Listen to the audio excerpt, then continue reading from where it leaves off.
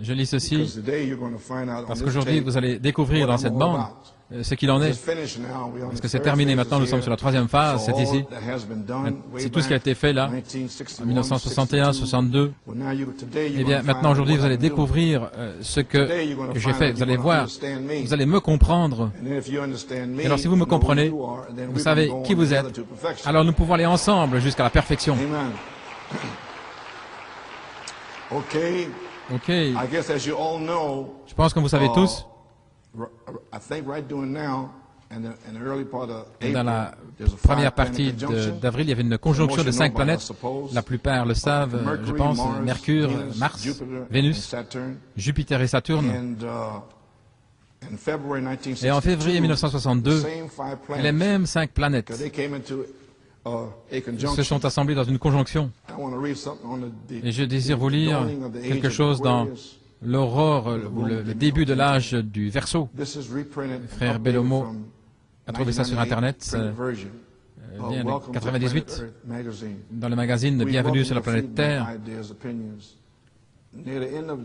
À la fin de 61, des astrologues en Inde ont commencé à prédire la fin du monde. Ils montraient une conjonction rare de 7 corps du système solaire dans le Verseau qui allait se passer entre le 3 et le 5 février 62 dans le signe du Verseau. À ce moment-là, en utilisant le zodiaque du tropique de l'Ouest, il y aurait une éclipse solaire totale au milieu du Verseau, un point dans le zodiaque, plus les 5 planètes astrologiques, Mercure, Vénus, Mars, Jupiter et Saturne, qui seraient aussi dans le Verseau autour de cette éclipse solaire totale. Certains se souviennent peut-être de cela, parce que les Indiens prédisaient la fin du monde. Mais Frère Branham a dit, dans le signe de la semence du temps de la fin, en mai 62, il a dit que les 5 planètes qui se rassemblent l'autre jour, il a dit, qu'est-ce que c'est? Il dit, cela annonce la naissance de l'épouse dans son état d'enfance. Ainsi, 41, 42 ans plus tard, qu'est-ce que c'est? Qu'est-ce que vous pensez que c'est? Est-ce que ça pourrait être la moisson?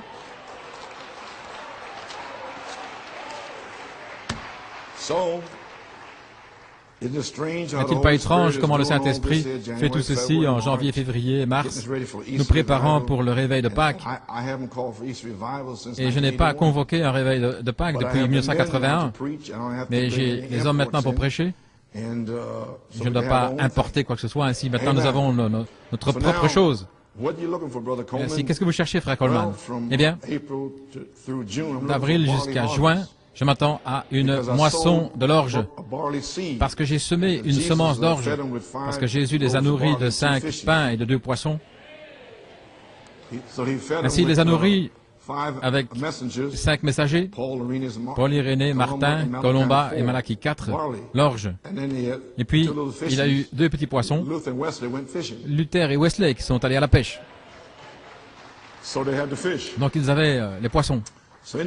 Ainsi, en juin, juillet, je m'attends à une moisson du blé à Penaris.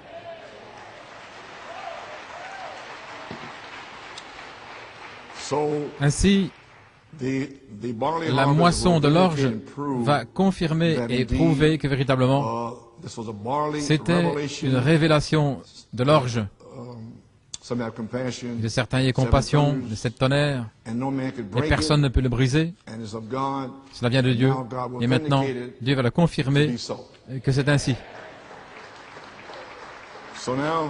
Ainsi maintenant, ce sera le dimanche des rameaux, le matin, et le soir, il n'y aura pas de communion.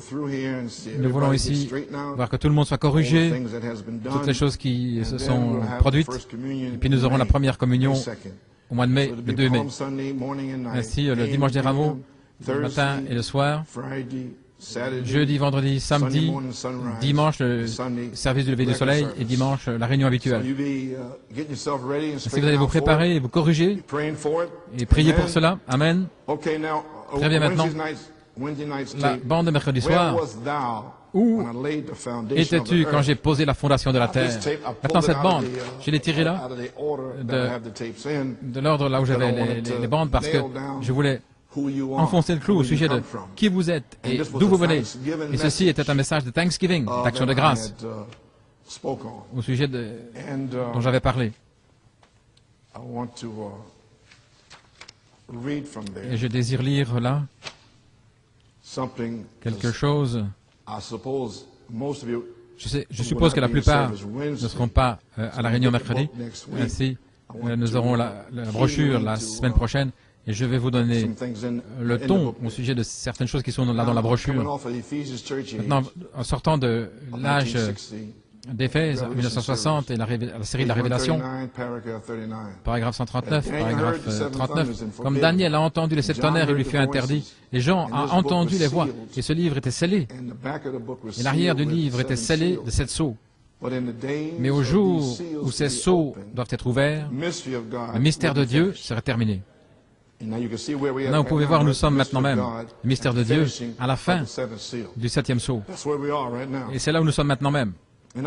En d'autres mots, Dieu serait connu dans son Église, pas en 3 personnes, mais comme une seule personne. Le mystère de Dieu serait révélé.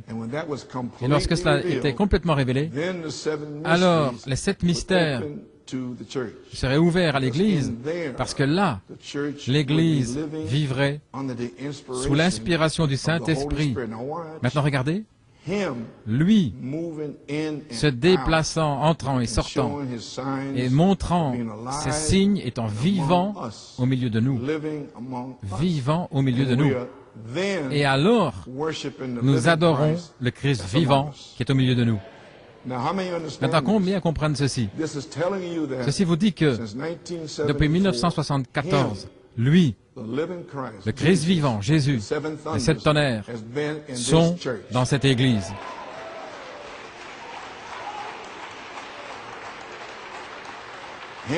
Lui-même, qui entre et sort. Maintenant, pouvez-vous commencer à comprendre pourquoi l'Esprit crie en moi, adorez, venez avant 10 heures, sans cesse, encore et encore. Ce n'est pas moi, c'est lui. Il veut vous bénir. Mais comment peut-il vous bénir si vous ne l'adorez pas? Et vous l'adorez. Ainsi, le message de mercredi est un hommage aux noms qui sont dans le livre. Et lorsque vous voyez votre nom dans le livre de l'agneau, alors il y a une seule chose à faire, c'est l'adorer. Ainsi, je peux discerner par votre adoration ou vos manques d'adoration qui voit son nom dans le livre. Parce que si votre nom est dans le livre, vous allez toujours adorer. Et si vous voyez votre nom là, ainsi, je vois des gens qui sont assis. Je ne sais pas s'ils ont vu leur nom ou pas. Ainsi, ceci, c'est pour le message de mercredi. Où étais-tu? Je vais vous donner maintenant le ton, là, dans la page 3, 4 et 5. Je viens de lire la citation. Et j'ai cité à nouveau ici, à la page 3, en parlant de cette voix. Il y a quelque chose ici que je désire lire, que je désire dire, et le livre était scellé, et le dos du livre était scellé de 7 sceaux. Ainsi donc, maintenant, écoutez très attentivement. Vous ne pouvez pas voir le dos du livre parce que vous ne voyez pas ces sceaux. Maintenant, regardez. Ainsi, le Saint-Esprit, Jésus-Christ, a pris les 7 sceaux du dos et y a mis des symboles à l'intérieur. Ce sont les mêmes 7 sceaux.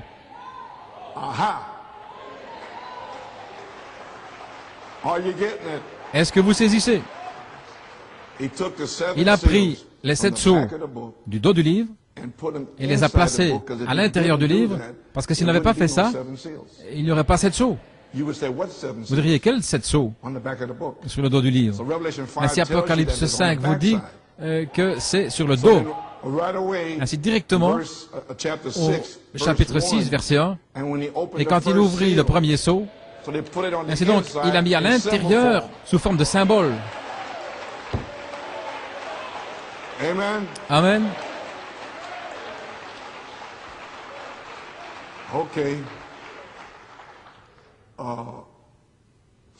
Ainsi, le Saint-Esprit Jésus-Christ a pris les 7 sceaux du dos et y a mis des symboles à l'intérieur afin que vous sachiez qu'il y a 7 sceaux quelque part.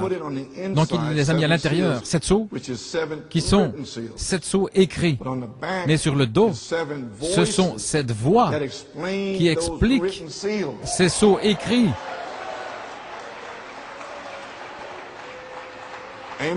Amen. Mais au jour où ces sceaux doivent être ouverts, nous voilà, le mystère de Dieu serait terminé. En d'autres mots, Dieu serait connu par son Église, pas en 3 personnes, mais une seule personne. Le mystère de Dieu serait révélé.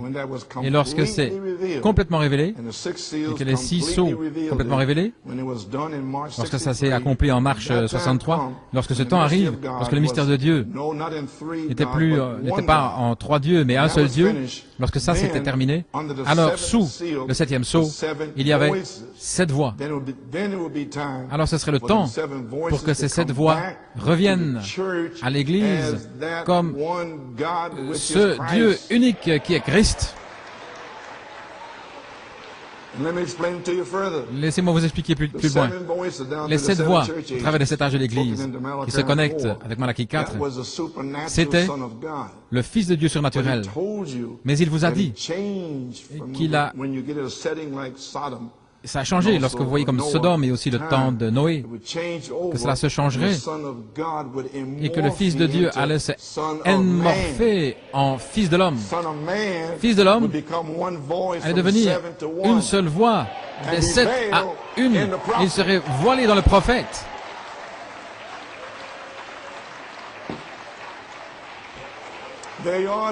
Vous y voilà, Église.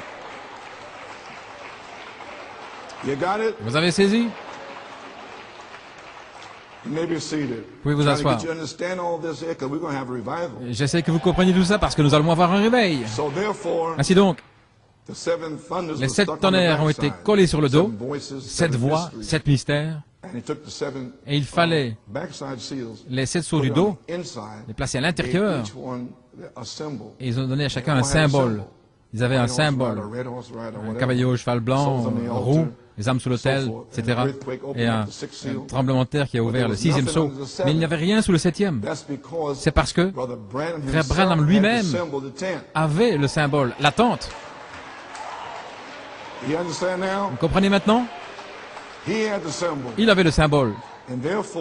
Et ainsi donc, Frère Branham devait prendre les tonnerres du dos d'Apocalypse 10 et les glisser sous Apocalypse 8.1, formant 7 sceaux. Mais les 7 voix sur le dos, qui sont les sceaux et les mystères, étaient placés sous le 7e sceau.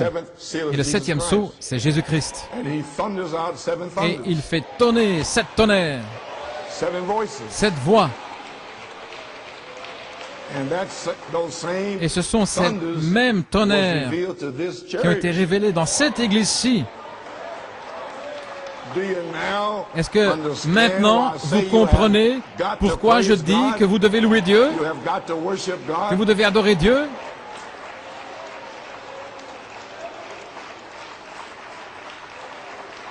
Ok, je ne vais pas prendre trop de temps. À la page 4. Maintenant, ceci est la parole parlée, le feu. Et ce que je vous dis maintenant, il n'y avait rien en 80. Ils ne savaient même pas ce dont je parlais. Comme je leur parlais, je disais, Là, ça s'ouvrirait à l'Église, parce que là, l'Église vivrait sous l'inspiration du Saint-Esprit, lui, disant en 74, cette voix, cette tonnerre, cet âge de l'Église, lui, disant, moi Jésus, et lui, disant toutes ces choses. Il pense que c'est moi, mais c'est lui, c'est pas moi. Il se déplace, il agit à New York City, lui, et lui, il est le sept tonnerres. Alors je me suis arrêté, j'ai dit, oulala, il n'y avait rien en 81. Il me regardait. Maintenant, ceci est parlé ici. Le feu aurait tombé là en Afrique du Sud, et il serait déjà rentré à la maison.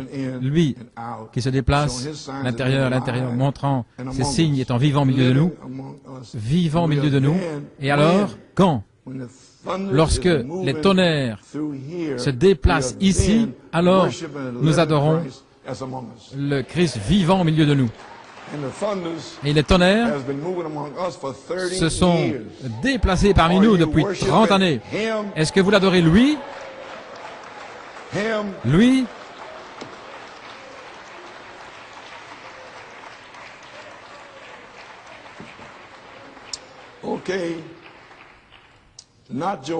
Pas Joe Coleman, mais le Christ vivant. Ça me tue depuis 30 ans. Il pense que c'est moi. Un homme avec une révélation. Mais non, c'est lui. Ici même, au milieu de nous. Cette onction que vous sentez, c'est lui. Voilà pourquoi vous devez le louer. Gloire à Dieu. Maintenant, lorsque ceci arrive, regardez, alors l'Église sera prête pour l'Esprit, l'âme et l'Esprit, pour que l'Esprit prenne ce bébé de sept tonnerres. Vous avez un bébé de sept tonnerres en vous. Et maintenant vous arrivez à la troisième phase pour que l'Esprit descende prendre ce bébé. Maintenant regardez. Et ils ne seront pas prêts, vous y voilà, avant qu'ils sachent qui ils sont et qui il est et qui est le diable, attendez une minute, et comment le diable a des esprits religieux. Vous me suivez? Voilà ce que je vous ai dit, 3 choses. C'est juste ici dans la brochure. Maintenant, regardez. Voilà ce que vous devez faire. Entre maintenant et 1 kilomètre la plus loin sur la route de la résurrection. Et lorsqu'ils se débarrasseront de ces esprits religieux en se repentant à cause d'eux, etc. Et alors, ils m'adoreront. Parce que ces esprits religieux vous empêchent d'adorer Christ. Ainsi, débarrassez-vous d'eux. Faites-les sortir de vous. Ils ont été chassés du ciel. Alors vous allez adorer Dieu.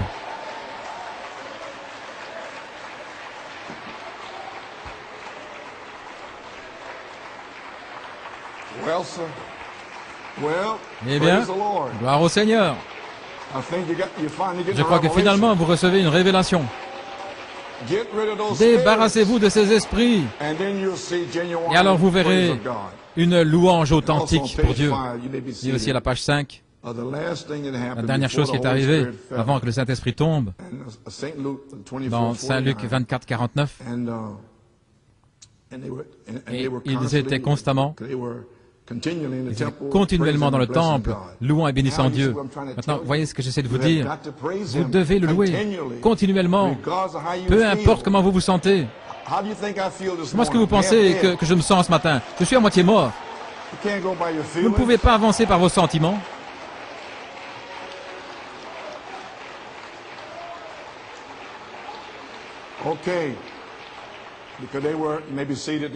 Ils étaient continuellement dans le temple, louant et bénissant Dieu. Nous y voilà. Qu'est-ce que vous appelez ça, frère Branham? J'appelle ça une foi absolue. Parce qu'il leur a ouvert les Écritures. Et c'est ce qui vous est fait ce matin. Saint Luc 24, 45. Il a déverrouillé leur esprit pour comprendre les Écritures. Elohim. Ils ont connu Elohim à ce moment-là. Ils ont connu qu'il était le Père, qu'il était le Logos. Ils ont connu qu'il fut fait chair, il ne pouvait pas s'empêcher de l'adorer. Maintenant, qu'est-ce que vous découvrez dans ces trois bandes? Qui il est? Elohim, le Logos. C'est la même chose, Église. L'Esprit est sur le point de tomber. Comme eux. Est-ce que Thomas n'a pas dit mon Seigneur Jéhovah et mon Dieu Elohim? Thomas, avec de l'incrédulité, avait une révélation de Dieu Elohim. Eh bien, vous devez avoir la même chose. Vous pouvez vous asseoir. Ainsi, juste avant que l'Esprit tombe, ils avaient une révélation d'Elohim. Je me demande où nous en sommes aujourd'hui. Cette révélation devrait vous faire vous lever, vous avancer, louer Dieu. Eh bien, ça, c'est la bande de mercredi. Ainsi, trois choses maintenant. Qui Dieu est, qui vous êtes, et qui est le diable, et où sont ses esprits religieux. Et aussi, débarrassez-vous de ces esprits religieux. Il y a quelque chose d'autre ici qui va être une bénédiction pour vous. En 1981, je crois que c'était en novembre, le Saint-Esprit a parlé à frère George Todd. Et frère George, je le voyais là-bas, en 63, dans les 7 sceaux. Il était dans la pièce là avec son enregistreur. Ce qu'il faisait, il passait le premier sceau, puis le deuxième au troisième au quatrième, afin de ne rien manquer. Et croyez-moi, Georges n'a rien manqué. Ainsi, une situation est arrivée là. Et le Seigneur a rappelé à Georges, le troisième sceau, à la page 262, et il a entendu cela. Une portion a manqué dans la bande. Et vous pouvez même entendre sur la bande clic, clic. Ça manquait là, et voilà ce que c'est. Ici, c'est la page 12. Et la créature vivante, la bête, c'est la page 262 dans le troisième sceau. La créature vivante, comme un homme, a dit à Jean, viens voir ce que c'est. Et puis alors là, ça passe plus loin, hein, et ainsi il l'ouvre, un tonnerre retentit, et l'agneau ouvre les seaux.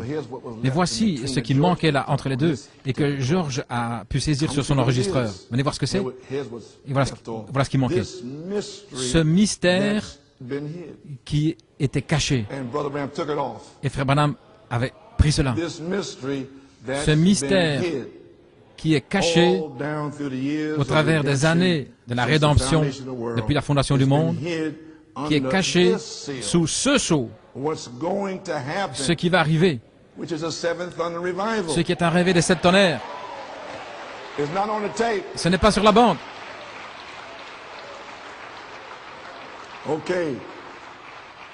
À la page 13, dans le troisième sceau, il y aura un réveil des 7 tonnerres. Page 253. Ce mystère, je prends ici ce qu'il avait laissé là. Ce mystère était caché parce que Paul a prêché la semence. Irénée a prêché la semence. Martin a prêché la semence. Colomba a prêché la semence. Et c'est entré dans le sol, en terre. Mais ensuite, ce fut caché, les points en suspens. Et frère Branham l'a seulement dit, là, dans le troisième sceau, c'était Luther et Wesley. Est-ce que vous comprenez ceci? Ok. Mais Luther et Wesley, les pentecôtistes, ont laissé là cette semence. Ce mystère serait restauré par Malachie 4, mais cela a été caché depuis la fondation du monde. Et je vais le garder pour New York City au mois de novembre. La réunion de Thanksgiving, d'Action de grâce. Vous avez entendu ce que j'ai dit? Alors, lorsqu'ils ont laissé cette chose, alors ils vont me louer et me remercier. Je fais toutes ces choses pour eux, afin qu'ils ne le manquent pas. Eh bien, je l'espère vraiment. Ainsi, le message d'aujourd'hui, certainement je te bénirai.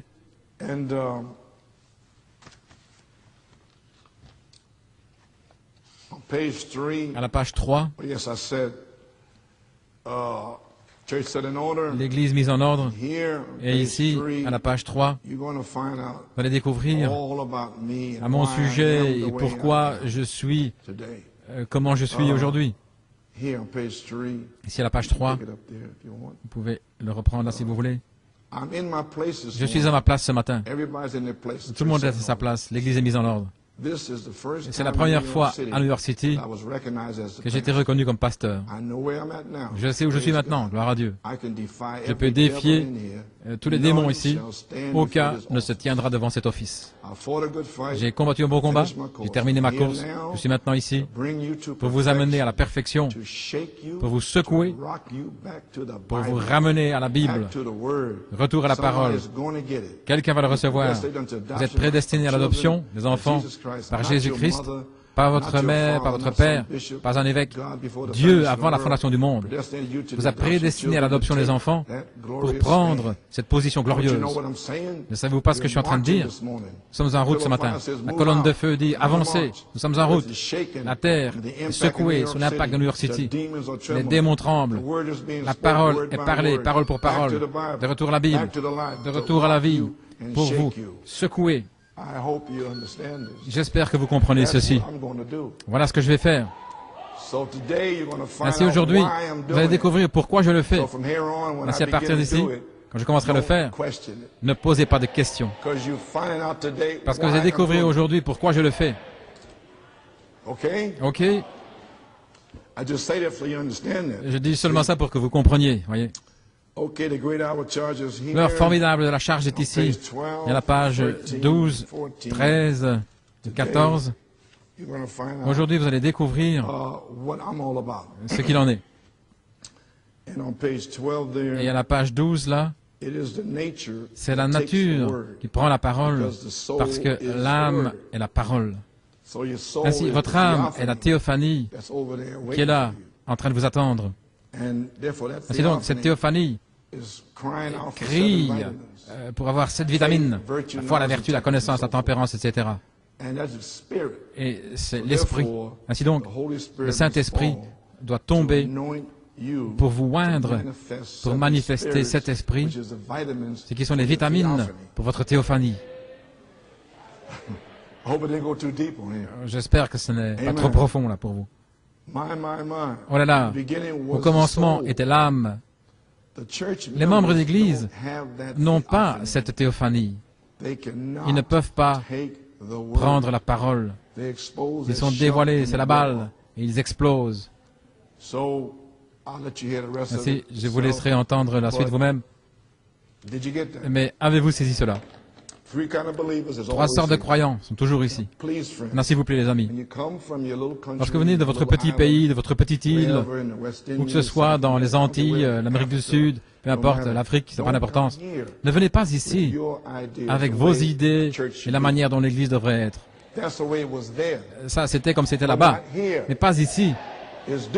C'est différent ici. Parce que là, vous avez différentes familles, quoi que ce soit. Vous connaissez tout le monde là-bas, mais vous ne connaissez pas tout le monde ici. Ceci est le champ de bataille. C'est l'endroit où Dieu a fait descendre les tonnerres pour défier le diable.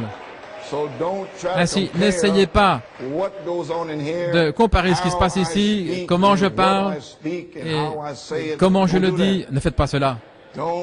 Ne faites pas cela, parce que ceci est un don ici pour faire ceci, pour amener un effet spécial, pour tailler une épouse jusqu'à la perfection. Donc, n'amenez pas vos idées de petite ville ici, de Oshkosh, Wisconsin, quelque part. Ainsi, ne faites pas cela ici, ne jugez pas, ne jugez rien, mais jugez seulement les résultats. Ok? Très bien.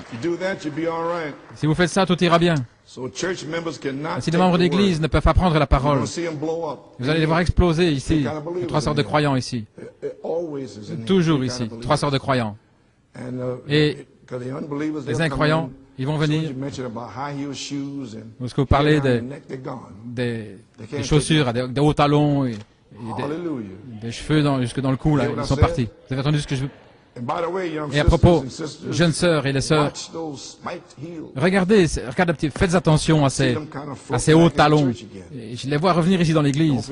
N'oubliez pas, dans le lever du soleil, cette femme qui s'était levée là, une femme pentecôtiste, avec les hauts talons, les talons aiguilles. Elle jurait qu'elle pouvait marcher sur cette petite ligne blanche là, dans le songe, mais elle ne pouvait pas marcher. Elle est tombée en enfer.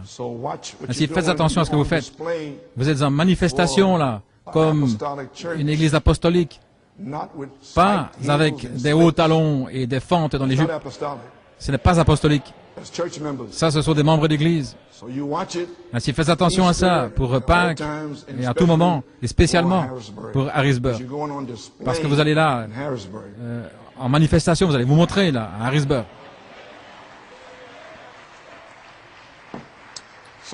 Ainsi, vous les mamans, faites attention à ce que vos filles achètent là dans les magasins. Allez avec elles. Vérifiez les talons. Très bien. Frère Coleman, est-ce que c'est pas du légalisme? Non, c'est du saintisme.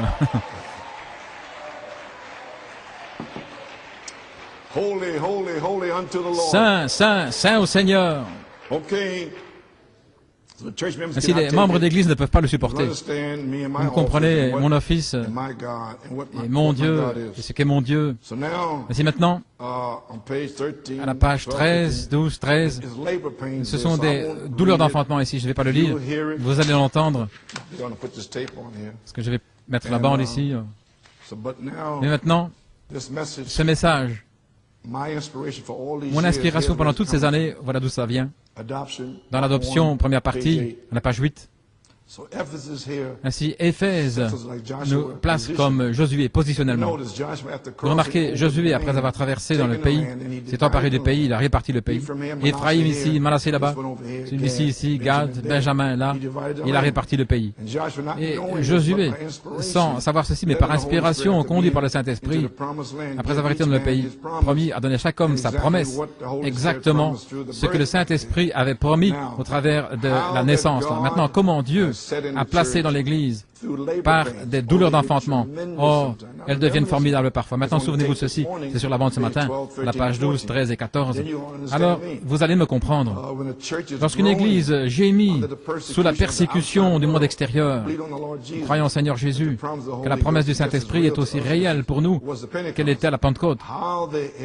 Voici maintenant les douleurs d'enfantement. Comment ils gémissent et ils soupirent dans les douleurs d'enfantement. Comment Frère Coleman avait la révélation de la perfection. Comment il a gémi, il a crié, il était au travail en 64, 65, 6, 7, les années 70, 80, gémissant en travail. Vous ne compreniez pas, parce que Dieu utilisait le corps pour gémir.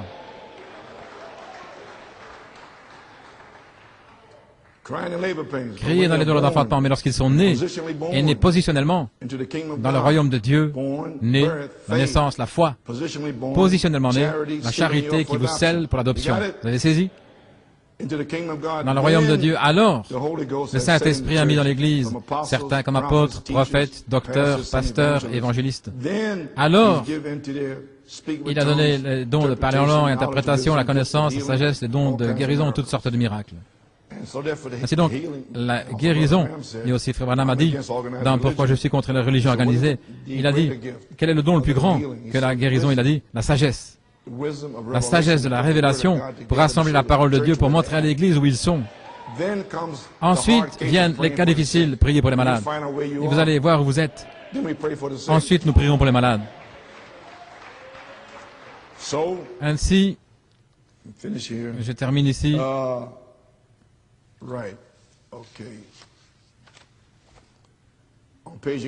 À la page 89, je désire dire certaines choses ici. Les Écritures, le placement, Canaan ne représentait pas. Ça représentait ceci. Je parle de Canaan. Alors, ça doit être une marche parfaite. Et voilà où l'Église faillit aujourd'hui. C'est la page 9, l'adoption. C'est dans cette marche. Savez-vous que votre propre comportement peut empêcher quelqu'un d'être guéri? Votre mauvais comportement ou des péchés non confessés de vous les croyants peuvent faire que cette Église échoue amèrement. Et au jour du jugement, vous serez responsable pour chaque morceau. Vous dites, une minute, frère Branham, c'est la vérité, pensez-y. Il parle de Josué ici qui traverse le pays. C'est un combat, toute la campagne ici. Il avait une promesse de ne pas perdre un homme, pas même une égratignure, sans même avoir besoin d'une infirmière ou des premiers soins ou d'un bandage. Le pays vous appartient, allez vous battre. Pensez-moi à une campagne de combat sans la Croix-Rouge, parce que personne ne sera blessé. Il parle aussi des Amoréens, etc. Ainsi donc, Achan avait pris le vêtement babylonien. Et là, il y avait le péché dans le camp. Ils ont dû convoquer un jeûne pendant... Il y avait 16 personnes mortes. Pourquoi? Parce qu'un homme était sorti de la ligne. Voyez-vous? La raison, ceci, l'Église s'aligne avec la parole de Dieu, elle s'aligne avec Dieu, elle s'aligne chacun avec les autres, marchant parfaitement, sobrement, devant tous les hommes dans la crainte de Dieu, parce qu'un homme avait volé un vêtement, il avait fait quelque chose qu'il n'aurait pas dû faire, et cela a pris la vie de ces hommes. Je pense qu'il était 16, peut-être davantage. Et Jésus a dit, il y a quelque chose qui ne va pas. Dieu a fait une promesse, il y a quelque chose qui ne va pas. Lorsque nous amenons les gens malades devant nous, et qu'ils manquent d'être guéris, nous devons convoquer un jeûne solennel, convoquer une assemblée, quelque chose qui ne va pas quelque part. Dieu a fait la promesse. Et Dieu se tient à cette promesse. Et Dieu est coupable. Si Dieu a dit que les signes et les prodiges allaient suivre, alors Frère Branham a dit que Dieu est coupable de cette promesse. S'il ne le fait pas, il est coupable. Et maintenant, nous devons vivre une vie pour s'assurer que lui ne soit pas coupable. C'est juste. Si nous vivons la vie sans péché inconfessé, alors Dieu va déverser les bénédictions de Dieu. Donc il a convoqué un jeûne et ils ont découvert, ils ont jeté le sort, etc. Et puis ils ont pris Achan, bien sûr. Ainsi nous y voilà, Église. Ainsi donc, eh bien c'est sur la bande. Vous allez le découvrir là. Votre théophanie. Maintenant, comprenez-moi. Où étiez-vous lorsque les étoiles du matin chantaient ensemble et que tous les fils de Dieu poussaient des cris de joie? Tous les fils de Dieu. Ça, c'est dans le monde. Tous. Eh bien, un tiers ont suivi Lucifer. Et ils étaient religieux, et bien sûr ils ont été chassés. Et nous allons parler davantage de ces choses le 2 mai et le 9 mai, le 2 et le 9 mai, dans Guerre dans le ciel et les anges de l'Alliance. Vous allez comprendre complètement, entièrement.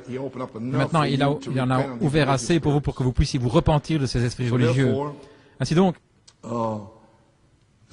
il n'y a que 2 esprits, Lucifer et Michael.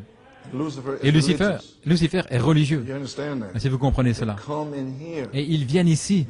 C'est pourquoi des membres d'Église, avec ces esprits, vont venir ici. Ils n'ont aucune révélation du fait d'avoir une théophanie là-bas. Ils ne l'ont pas, parce qu'ils n'en ont pas. Ils sont simplement religieux. Et ils sont dans tous les réveils. Donc ils vont venir ici et faire des commérages et mal parler, parler contre le pasteur. J'aime pas ceci, j'aime pas cela. Et ils rejettent des choses. C'est de l'acide sulfurique. Ils vont essayer de déchirer l'Église parce qu'ils n'ont pas la première révélation de ce que vous essayez même d'atteindre. Est-ce que vous me suivez maintenant? J'espère que oui. Ainsi donc, c'est ma bataille depuis 40 années contre les membres de l'Église. Sans le Saint-Esprit, sans même avoir une semence dans l'âme. Si vous avez une semence dans l'âme et que vous vivez une vie sanctifiée, eh bien, vous avez une théophanie là-bas, parce que vous le prouvez. Ainsi, comprenez-moi maintenant.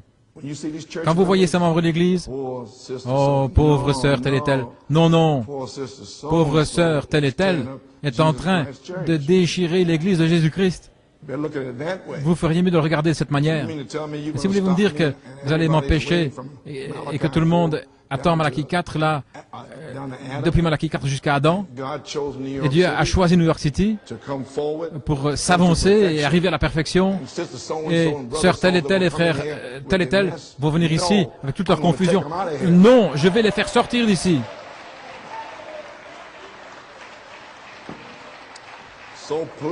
Ainsi, s'il vous plaît, comprenez-moi. Je ne suis pas méchant, mais je suis commissionné de faire cela. Je suis loin pour faire ceci. Et je vais le faire. Ok. Aussi longtemps que vous me comprenez, tout ira bien. Amen. Ainsi maintenant, allons jusqu'à la perfection, les amis. Frère Branham a dit ici, est-ce que je l'ai lu?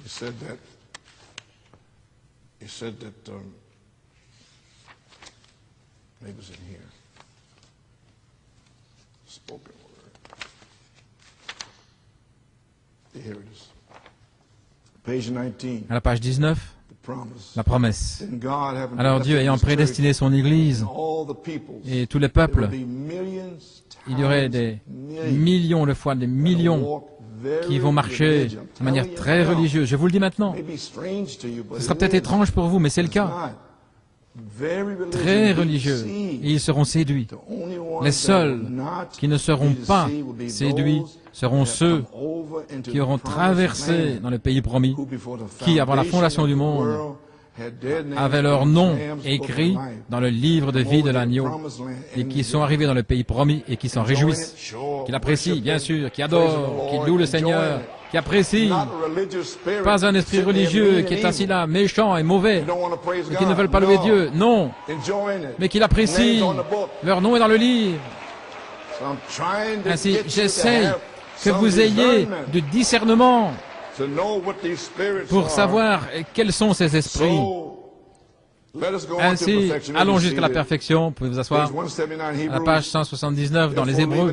C'est pourquoi, laissant les principes de la doctrine de Christ, allons jusqu'à la perfection.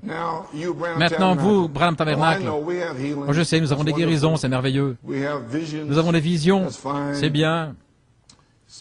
Des songes spirituels, et parfois ce ne sont pas les rêves spirituels. Nous essayons d'aider les pauvres. Nous faisons ce que nous pouvons, tout va bien. Mais ce n'est pas ce dont nous parlons maintenant. Nous entrons dans une autre phase. Ainsi donc, nous allons laisser les principes et nous irons de l'avant. Nous allons venir avant 10 heures pour adorer. Nous allons lever les mains pour adorer. Je ne devrais pas dire ces choses, je ne devrais plus les répéter. Vous devriez savoir cela. Il devrait savoir comment chanter. Et si nous allons laisser cela, nous allons aller jusqu'à la perfection. J'espère que vous le comprenez. Oui, nous avons la doctrine de Christ. Nous croyons qu'il est le Fils de Dieu, né de manière virginale. Nous croyons cela. Et toutes ces choses, c'est simplement merveilleux. Mais laissant cela, allons jusqu'à la perfection. Oh là là. Je souhaiterais avoir la voix d'un archange maintenant pour l'amener à un endroit où vous pourriez le voir. Eh bien, il sera là, sur la troisième phase, et vous allez le voir.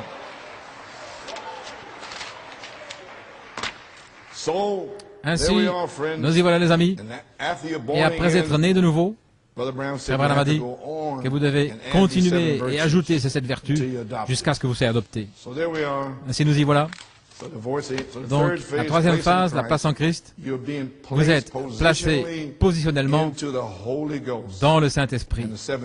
Et les 7 tonnerres vont révéler les mystères cachés, l'ouverture de la parole, les mystères révélés, savoir qui Dieu est, qui vous êtes et qui Satan est.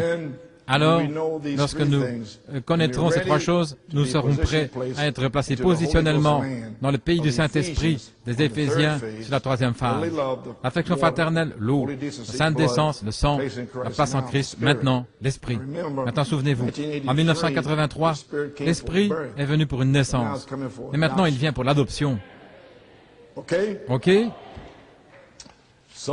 Ainsi, nous y voilà, Église.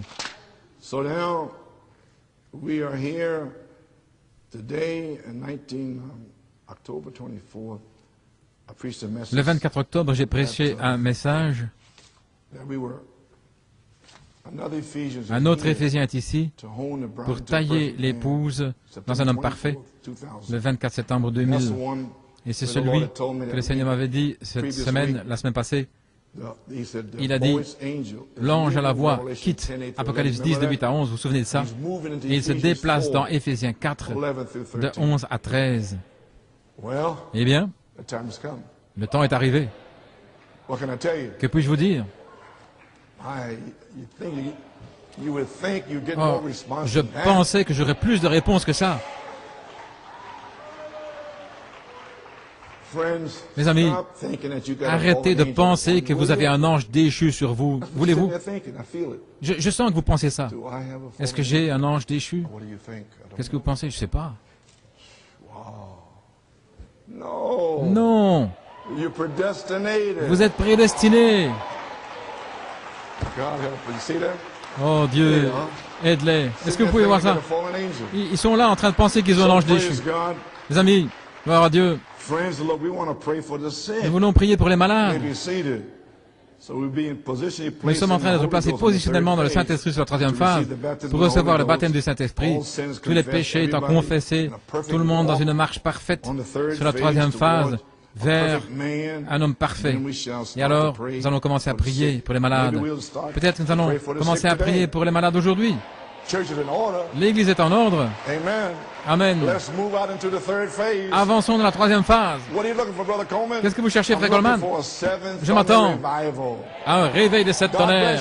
Que Dieu vous bénisse.